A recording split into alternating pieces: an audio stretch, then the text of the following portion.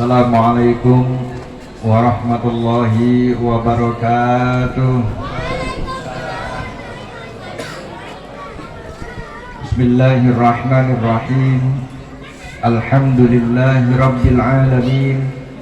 Assalatu wassalamu ala ashrafil anbiya'i wal mursalin Sayyidina wa maulana Muhammadin wa ala alihi wa sahbihi ajma'in.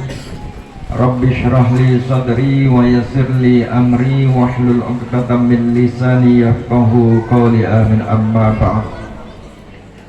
Ingkang kaula hormati Ketua Paguyuban Boyolali Tersenyum. Rumiyin Pak, kula nalika belajar niku gadah kanca gadah rencang ditakoni, dari mana Mas? Dari Bajul Kesupen. Nah, ternyata Bajul Kesupen itu daerah mana? Ya, daerah sono katanya. Ternyata Bajul Kesupen itu Boyolali Pak ya. Ingkang kaula hormati para sesepuh pinasepuh kelompok Paguyuban Boyolali Tersenyum, bapak-bapak, ibu-ibu ingkang tansah kaula hormati, niki sedaya saking Boyolali sedaya niki. Wonten tiyang wonten tiyang asing boten? Nek wonten tiyang asing kula mesake nek ngomong basa Jawa mangke Pak nggih. Baik bapak-bapak, ibu-ibu rahimakumullah, alhamdulillah pada siang hari ini kita masih diberikan kesempatan oleh Allah untuk menikmati, merasakan sengatan panas matahari. Mudah-mudahan sengatan panas matahari ini menjadi rasa syukur kita kepada Allah Subhanahu wa Ta'ala. Karena suatu ketika Rasulullah Shallallahu Alaihi Wasallam itu pernah membonceng Mu'adz bin Jabal. Mu'adz bin Jabal dibonceng oleh Rasulullah, berada di belakang beliau naik onta. Kemudian Rasulullah ini bertanya kepada Mu'adz, wahai Mu'adz, itu matahari kira-kira jalannya kemana dia? Kemudian Mu'adz bin Jabal ini menjawab, Allahu wa rasuluhu a'lamu. Allah dan Rasulnya itu lebih mengetahui kemana jalannya matahari. Kemudian Rasulullah ini memberikan penjelasan kepada Mu'adz bin Jabal. Matahari ini berjalan terus dan berjalan sampai dia berada di bawah arasy-Nya Allah. Kemudian dia bersujud, minta izin kepada Allah, bersujud. Kemudian diizinkan. Setelah diizinkan bangun dari sujud, matahari juga minta izin lagi kepada Allah supaya sujud terus-terusan. Ternyata Allah memberikan perintah kepada matahari, kamu tidak usah sujud selama-lamanya, silahkan kamu kembali dari mana engkau tempat keluarnya. Seandainya saja Allah pada saat itu mengizinkan kepada matahari untuk sujud terus, maka kita sampai saat ini tidak akan pernah melihat matahari. Dan ini patut kita syukuri bahwasanya kita masih diberikan kesempatan oleh Allah untuk menikmati indahnya matahari.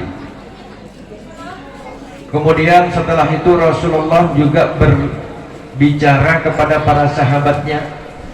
Kalau tadi pembawa acara kita mendengarkan, mendapatkan nikmat sehat dan sempat, kemudian beriman. Rasulullah bertanya kepada para sahabatnya, wahai para sahabatku, siapa yang paling hebat imannya kepada Allah? Kemudian para sahabat ini satu di antaranya ada yang menjawab, yang paling hebat imannya itu adalah para malaikat ya Rasulullah. Kemudian Rasulullah memberikan gambaran bagaimana para malaikat tidak hebat imannya sementara dia berada di sisi Allah. Dia yang menyampaikan wahyu kepada para nabi. Pastilah kalau malaikat itu imannya lebih hebat dibandingkan kita. Kemudian ada sahabat yang mengatakan dalam hatinya, berarti jawaban saya adalah salah. Sehingga ada satu sahabat lagi yang menjawab, kalau begitu iman yang paling hebat itu adalah para nabi, para rasul ya Rasulullah.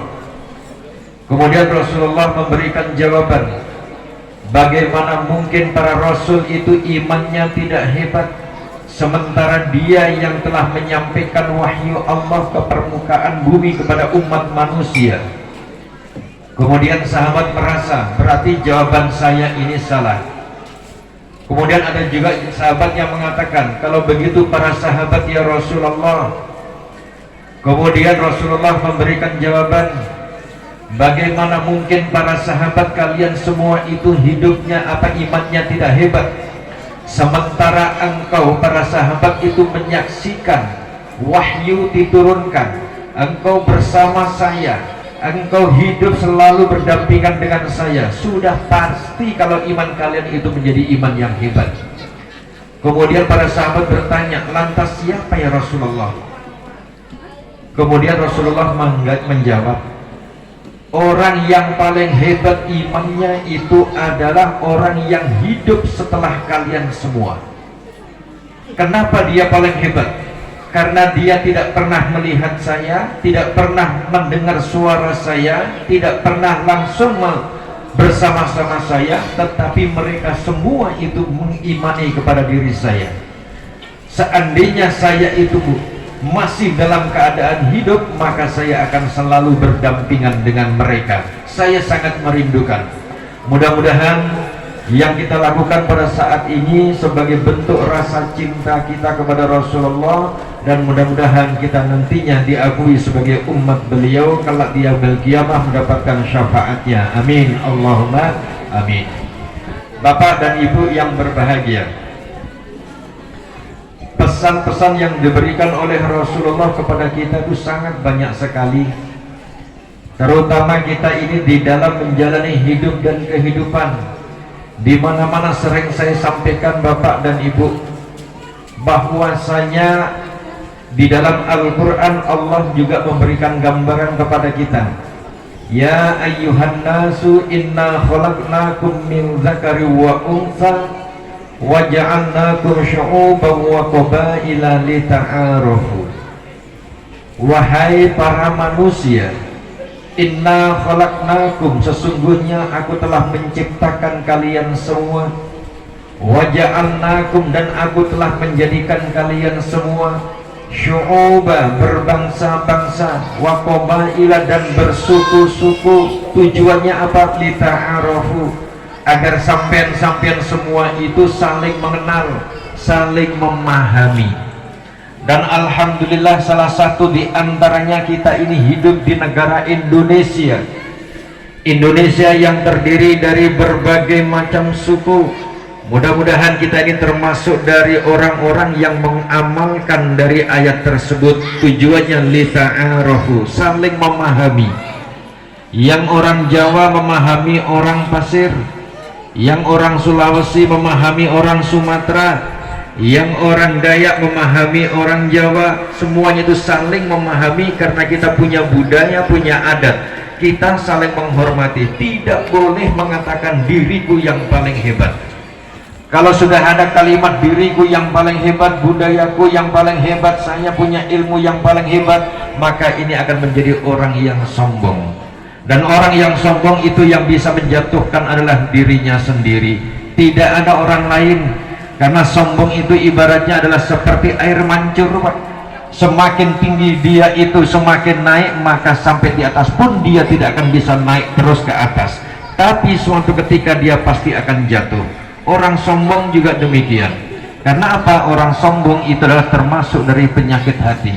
Dan penyakit hati yang tahu itu orang lain, bukan diri kita sendiri, Pak. Kalau diri kita itu yang kita ketahui itu adalah hanya penyakit yang berada di luar, penyakit jasmani. Kalau penyakit rohani itu orang lain. Contohnya tadi sombong, Pak. Kita tidak menganggap diri kita sebagai orang sombong, tetapi orang lain mengatakan, wah ternyata orang itu adalah orang yang sombong. Berbeda dengan orang yang punya penyakit jasmani. Penyakit jasmani yang tahu diri kita, orang lain tidak tahu, Pak. Kita tidak pernah keluar rumah, ya. Kita tidak pernah keluar rumah. Nah ternyata apa? Kita punya penyakit. Penyakitnya penyakit apa? Penyakit gigi misalnya, atau penyakit demam, penyakit panas. Orang lain nggak tahu, yang tahu adalah diri kita. Nah oleh karena itu kita berupaya semaksimal mungkin untuk menjaga keutuhan bangsa dan negara kita. Terutama ini mohon maaf karena kita saat ini berada di tahun politik, berada di tahun-tahun politik. Mari tetap kita jaga kebersamaan kita. Dan kita sebagai umat Rasulullah Sallallahu Alaihi Wasallam, sekali lagi jangan pernah kita itu mengatakan bahwasanya pendapat saya yang paling benar, ajaran saya yang paling benar. Ini tidak benar. Rasulullah Sallallahu Alaihi Wasallam juga pernah menginginkan semua umat manusia di muka bumi itu menjadi orang yang beriman. Tetapi kenyataannya Rasulullah ditegur oleh Allah. Tegurnya dengan kalimat yang berbunyi, walau sya'a rabbuka la'amana man fil ardi jami'a kullihim. Sekiranya saja Tuhanmu itu berkehendak, tentu semua umat manusia di muka bumi ini menjadi orang yang beriman. Afa anta tukrihun nasa, apakah engkau akan memaksa kepada orang lain wahai Muhammad agar mereka menjadi orang yang beriman? Jadi masalah keimanan, masalah hidayah itu adalah hak prerogatif Allah. Jadi yang namanya hidayah itu biar kita paksa Pak ya, biar kita paksa. Seandainya manusia itu mempunyai kewenangan untuk memberikan hidayah kepada manusia yang lain, tentu Abu Thalib sebagai paman Rasulullah Shallallahu Alaihi Wasallam dia sudah beriman sebelum dia meninggal dunia. Tapi kenyataannya Rasulullah ini tidak mampu memberikan hidayah kepada pamannya. Sampai-sampai Allah menegur lagi, innaka lan tahdiya man ahbabta. Sesungguhnya engkau wahai Muhammad tidak akan punya kewenangan untuk memberikan hidayah kepada orang lain meskipun itu orang yang kamu cintai. Kita hanya sebatas untuk memberikan informasi-informasi. Kalau seandainya orang ini menjadi terbuka hatinya, alhamdulillah. Tidak terbuka, ya kita ini hanya sebatas menyampaikan. Rasulullah juga hanya sebatas menyampaikan Pak. Rasulullah itu hanya sebatas menyampaikan. Yang membukakan hidayah itu adalah Allah Subhanahu wa ta'ala. Kita setiap sholat selalu berdoa kepada Allah, ihdinas siratal mustaqim. Ya Allah, berilah aku petunjuk, hidayah menuju jalan yang lurus. Nah makanya kita ini tidak perlu memaksa-maksa orang lain dan menganggap ajaran kita yang paling benar. Bahkan di dalam ayat Al-Quran yang lain Allah juga memberikan gambaran kepada kita, walau sya'a rabbuka laja'alan nasa ummatan wahidah.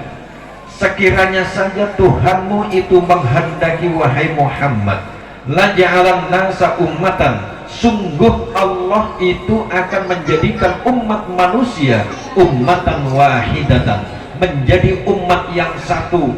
Dalam tafsir-tafsir disebutkan ummatan wahidan di sini adalah satu agama. Tetapi yang perlu kita perhatikan kalimat seterusnya di dalam ayat Al-Quran tersebut, wala yazaluna mukhtalifin. Mereka semua tentu akan saling terjadi perselisihan pendapat, terjadi perbedaan pendapat. Tidak usah jauh-jauh Bapak dan Ibu, kita berada di dalam paguyuban Boyolali tersenyum. Apakah setiap kebijakan ketua paguyuban ini, apakah Bapak selalu sepakat? Tidak kan? Belum tentu semuanya anggota itu sepakat terhadap apa yang disampaikan oleh ketua. Gak usah jauh-jauh lagi, skop yang paling kecil. Misalnya Bapak dan Ibu di rumah punya anak 12. Apakah ucapan bapaknya, ucapan ibunya dari 12 anak itu selalu akan menuruti kata-kata orang tuanya? Padahal ini baru satu lingkup keluarga, apalagi lingkup organisasi, bahkan sampai lingkup kenegaraan. Dan kita ini sebagai umat manusia itu terkadang hanya bisa menilai luarnya saja. Makanya Ibnu Athaillah As-Sakandari di dalam Al-Hikam itu beliau mengatakan, al-insanu mangkana mahasinuhu masawiyah. Manusia itu adalah benarnya saja itu masih dianggap salah, apalagi kesalahannya sudah barang tentu menjadi sesuatu yang salah. Kita ini terkadang hanya mendengarkan informasi dari si A begini, kemudian kita menyebarkan tanpa kita tabayyunkan terlebih dahulu, tanpa kita klarifikasi. Pesan Rasulullah adalah seperti itu. Apabila ada sesuatu berita, ini yang disebutkan di dalam Al-Quran, apabila engkau menerima suatu berita dari orang lain, maka sebaiknya diklarifikasi kebenarannya. Jangan langsung kita menyebarkan. Kalau kita menyebarkannya tanpa kita klarifikasi kebenarannya, berarti kita itu menyimpang dari ayat Al-Quran, hal yang semacam itu. Makanya kita tidak boleh saling curiga, tidak boleh saling bersuudzon. Kita ini sebaiknya adalah senantiasa berhusnudzon, ya. Nah, kita husnudzon kita itu terkadang terbatas, Pak. Kenapa kita menilai seseorang itu menjadi jelek? Sering juga saya sampaikan di majelis-majelis taklim, kita ini terkadang menilai seseorang itu secara subjektif, bukan objektif. Misalnya saya menilai Bapak Samadi misalnya, Pak Samadi ini orangnya baik sama saya. Kenapa? Karena Pak Samadi sendiri telah memberikan saya 2 kapling sawit misalnya. Namun suatu ketika Pak Samadi ini melakukan sesuatu, saya minta tidak dikasih, maka spontan saya akan mengatakan, oh ternyata Pak Samadi orangnya jelek, kan gitu, Pak. Karena apa? Karena kita menilai sesuatu baik dan buruknya itu karena imbasnya adalah adanya nilai positif bagi pribadi, bukan menilai dalam hal objektif yang berkaitan dengan orang banyak. Makanya kita menilai seseorang itu adalah dari sisi objektivitasnya. Dan ini juga perlu kita ketahui bersama, kalau kita mencintai seseorang, jangan kita lihat dari segi fisiknya. Kalau orang itu fisiknya kita cintai atau kita benci, janganlah kita jauhi. Siapa tahu orang yang kita benci ini mempunyai moral yang baik, sehingga bisa kita cari ilmu dari mereka. Begitu juga sebaliknya, kalau ada orang yang kita senangi orangnya, ternyata dia pribadinya buruk, juga jangan kita tinggalkan, Pak. Siapa tahu kita bisa menasehati sehingga dia menjadi orang yang baik. Inilah pentingnya ilmu, karena ilmu itu adalah segala-galanya. Tetapi kita sebagai orang Indonesia, orang Timur, biasanya itu mendahulukan adab, Pak. Mendahulukan adab.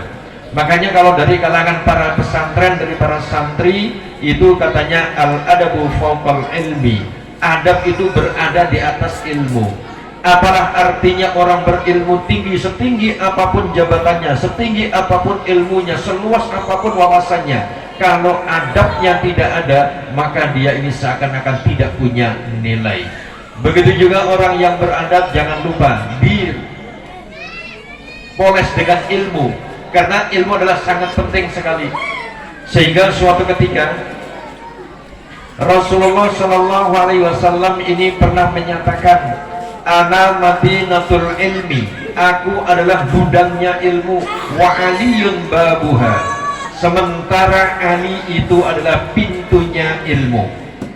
Nah, untuk mengetahui pentingnya ilmu itu di mana? Makanya zaman sekarang Bapak dan Ibu, ya, Bapak dan Ibu jangan pernah merasa keberatan kalau kita sebagai orang tua sudah menjadi bodoh, menjadi orang tua yang tidak berilmu, menjadi orang tua yang sudah terlanjur goblok. Jangan pernah kebodohan, jangan pernah kegoblokan itu kita wariskan kepada anak keturunan kita. Biarlah lebih baik harta kita habis untuk membiayai anak yang penting berilmu, daripada uang atau harta kita simpan tetapi anak yang kita tinggalkan tidak memiliki ilmu pengetahuan. Karena ilmu itu sangat penting, Pak. Ilmu sangat penting. Makanya Ali suatu ketika dikatakan sebagai pintunya ilmu. Ini orang Yahudi berbondong-bondong membuat koalisi. Jadi koalisi itu ada di zaman Sayyidina Ali juga ada, Pak. Di zaman Rasulullah itu juga ada. Jadi koalisi itu bukan hanya pada saat menjelang pilpres saja, tetapi koalisi pada saat itu orang-orang Yahudi ini sudah mengatakan, kalau begitu coba kita kumpul, ayo kita coba masuk ke ruangnya Ali, satu persatu, pertanyaannya sama, apakah jawabannya beda? Kalau pertanyaannya sama, jawabannya beda, berarti Ali itu adalah memang orang pintar.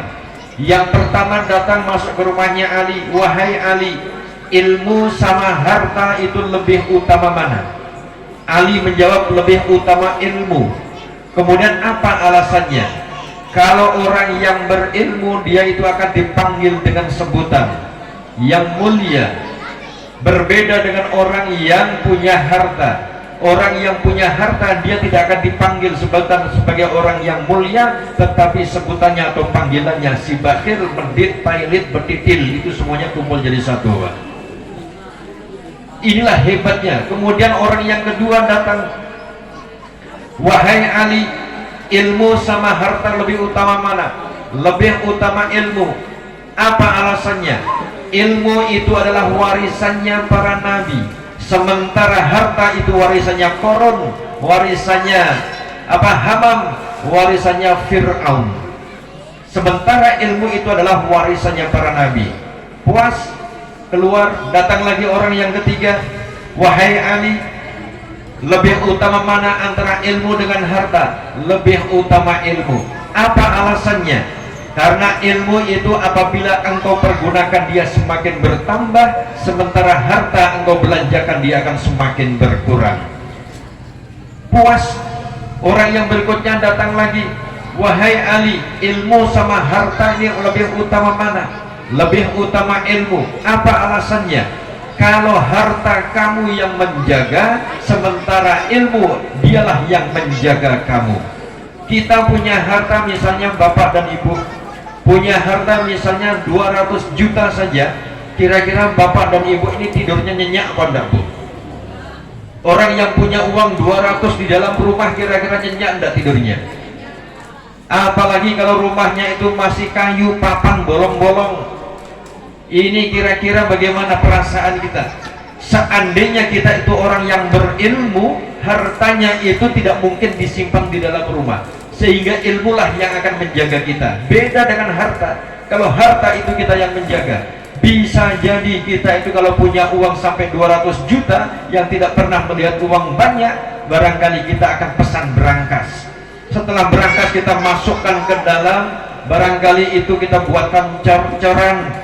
Kemudian setelah dicar mungkin pintunya terbuat dari besi, kita las lagi, kita gembok lagi, jangan-jangan di luarnya kita kasih lapis listrik.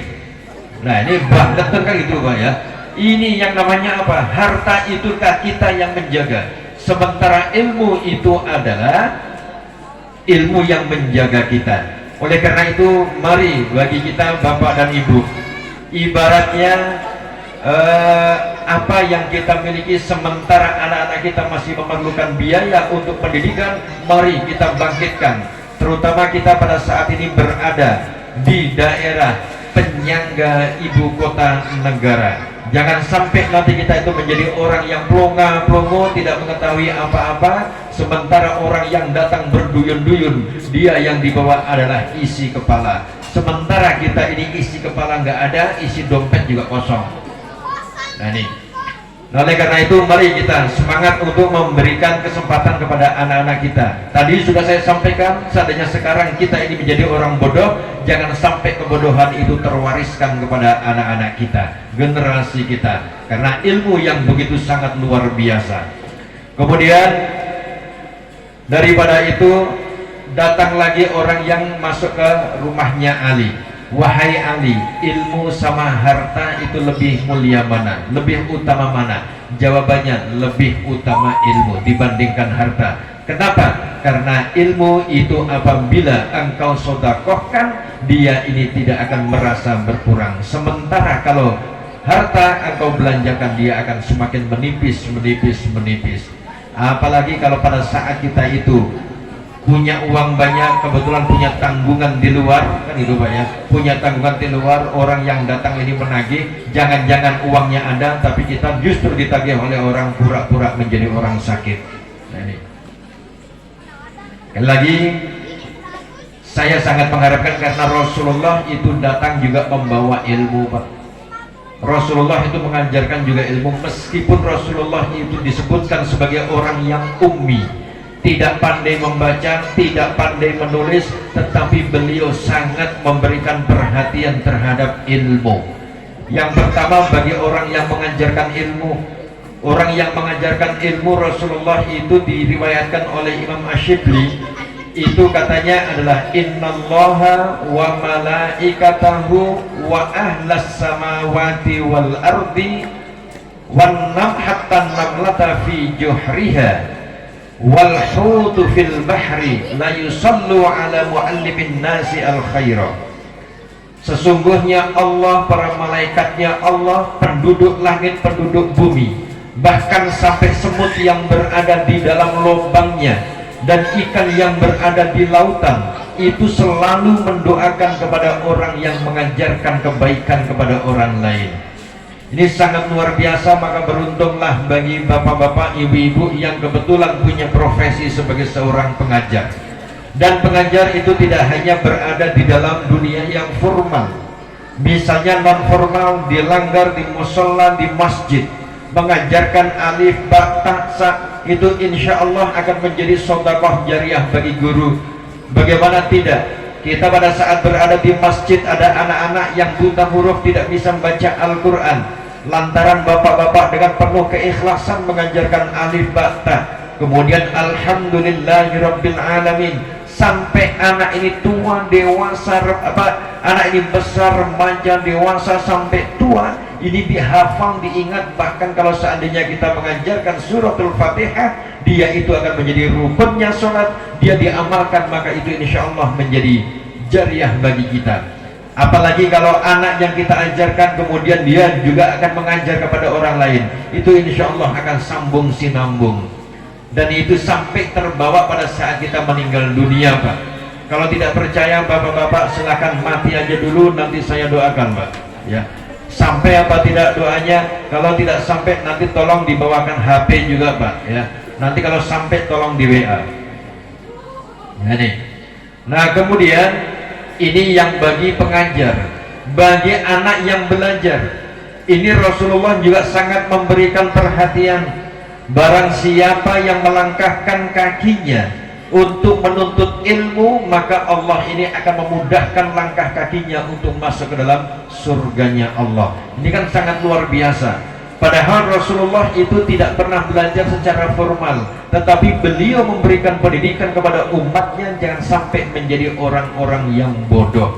Patut kita syukuri. Mudah-mudahan kita ini termasuk dari umat Rasulullah yang nanti juga selalu memperhatikan terhadap dunia pendidikan, minimal anak-anak generasi kita. Amin, Allahumma amin. Bapak dan Ibu yang berbahagia, barangkali ini yang dapat saya sampaikan. Saya mohon maaf tadi sama Pak Abdullah, saya dikasih Sherlock, Pak. Saya ini nggak hafal jalanan, yang bisa hafal jalanan ini itu ABC itu Gojek aja, Pak, ya. Nah, karena saya bukan Gojek, makanya saya nggak tahu jalan yang mana. Kok ada kuburan tua, saya masuk ke sini aja nggak pernah, kok tiba-tiba ada kuburan tua. Wah, ini jangan-jangan tempatnya angker kan itu, Pak, ya. Nah, ada jalan kuburan tua itu. Barangkali ini Bapak dan Ibu yang dapat kami sampaikan, kurang lebihnya saya mohon maaf karena masih ada agenda-agenda yang lain. Bapak dan Ibu punya kepentingan yang lain. Mudah-mudahan kerukunan-kerukunan yang semacam ini masih tetap terjaga sampai ini. Ada bagusnya, Pak, ya, ada bagusnya Bapak dan Ibu punya anak kecil-kecil di bawah, itu nanti akan saling mengenal. Begitu juga kalau yang punya cucu, silahkan dibawa. Yang belum punya cucu segera terbitkan cucunya, ya. Nah, nanti di bawah itu insya Allah akan semakin kenal mengenal kepada orang lain yang ini nantinya akan mengetahui, oh ternyata ini adalah saudara kita. Demikian kurang lebihnya mohon maaf, dan mari kita bersama-sama berdoa. Bismillahirrahmanirrahim. Alhamdulillahirabbil alamin. Hamdan yuwafi ni'amahu wa yukafi'u mazidah. Ya Rabbana lakal hamdu kama yanbaghi li jalali wajhikal karim wa 'azimi sultanik. Allahumma salli ala sayyidina Muhammad wa ala alihi wa sahbihi wa barik wa sallim ajma'in. Allahumma lakal hamdu kulluhu wa lakal mulku kulluhu biyadikal khairu kulluhu wa ilaika yarji'ul amru kulluhu. Subhanakallahumma wa bihamdika nashhadu an la ilaha illa anta nastaghfiruka wa atubu ilaik. Allahumma inna nas'aluka salamatan fid din wa afiyatan fil jasadi wa ziyadatan fil ilmi wa barakatan fil rizqi wa taubatan qabla al-maut wa rahmatan indal maut wa maghfiratan ba'dal maut. Allahumma hawwin alaina fi sakaratil maut والنجاة من النار والعفو عند الحساب. اللهم اجعل آخر كلامنا قول لا إله إلا الله محمد رسول الله. يا الله يا رحمن يا رحيم يا حنان يا منان يا ذا الجلال والإكرام. ربنا آتنا في الدنيا حسنة وفي الآخرة حسنة وقنا عذاب النار. وصلى الله على سيدنا محمد النبي الأمي وعلى آله وصحبه وبارك وسلم. سبحان ربك رب العزة عما يصفون وسلام على المرسلين والحمد لله رب العالمين. تقبل الله منكم minna wa minkum taqabbal ya karim. Demikian wallahul muwaffiq ila aqwamit thoriq. Assalamualaikum warahmatullahi wabarakatuh.